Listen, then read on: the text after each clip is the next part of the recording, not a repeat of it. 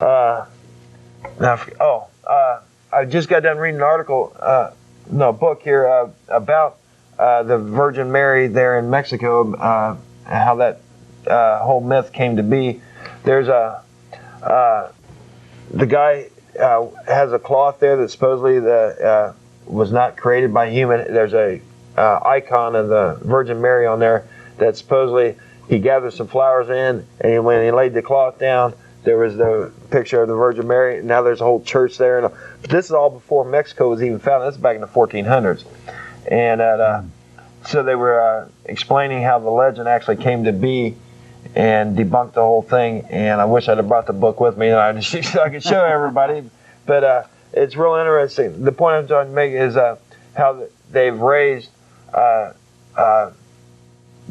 sainthood of the Virgin Mary. And the article went on to point out there was a group that sat down in the 700s and determined that she was a virgin for the rest of her life, even though she gave birth to Jesus. That she was, and the Bible says he had brothers and sisters and everything else. So the group actually went on to say that these were actually stepbrothers and sisters, and at one point they even went as far to say that they were cousins because they couldn't.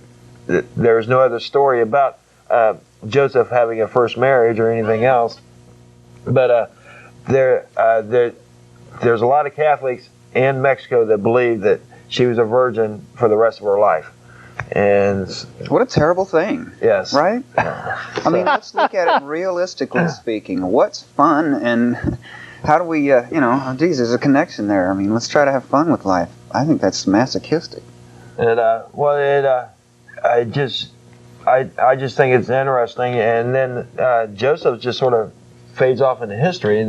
We don't even know anything more about him much after that, do we? I don't think so. I think we just completely lose him. He becomes like the empty father figure is not there. And well, Father's Day, yeah.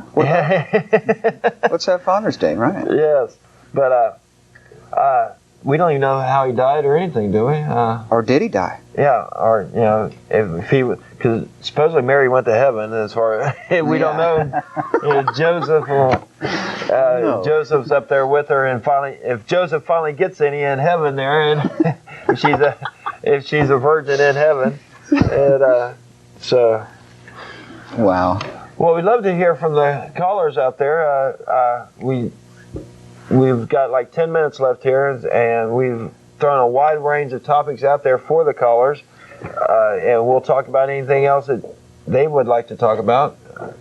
You have any? I was just going to give a plug. We hear about conventions all the time. There's going to be a convention in June in Washington, D.C., American Atheists 24th National Convention. I'm going to be there, and I'll have a report when I come back. But that's one convention. We just had one in St. Louis, Missouri. That Don went to. Don went right. to. Yes. That was a lot of fun, right? It was.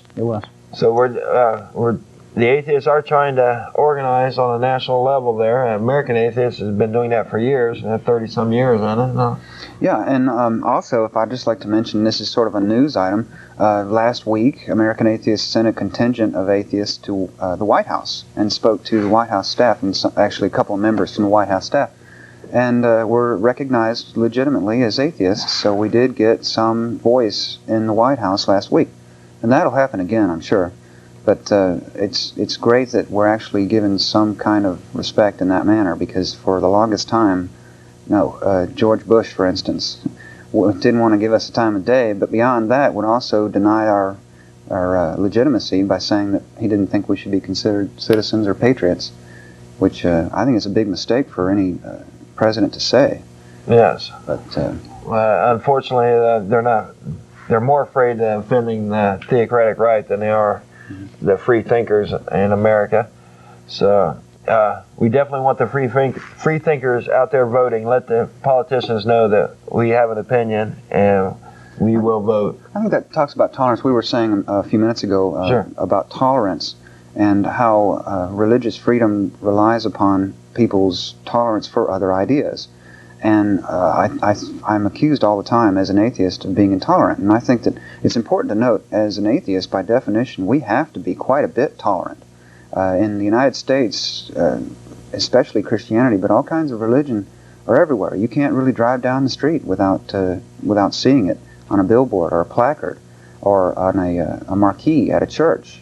I drove by a church one time here in Austin, and the marquee said, "Fear God and keep His commandments."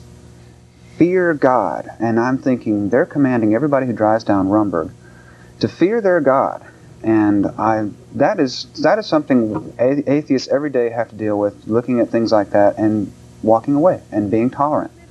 And yeah, we are probably the most tolerant people you'll meet, simply because there's so much pressure in our society to conform to religion. So, but I agree. It's fortunate that we live in America where there is religious freedom, and it's something worth defending. It's an important concept, and tolerance is certainly part of that. We get a lot of intolerance from the theocratic right, because right there in the Bible there is, that tells them that they're right and everybody else is wrong, and they become very closed-minded with that. And I'd much rather be associating with someone who's open-minded enough to admit that there's other possibilities besides what's being said in the Bible.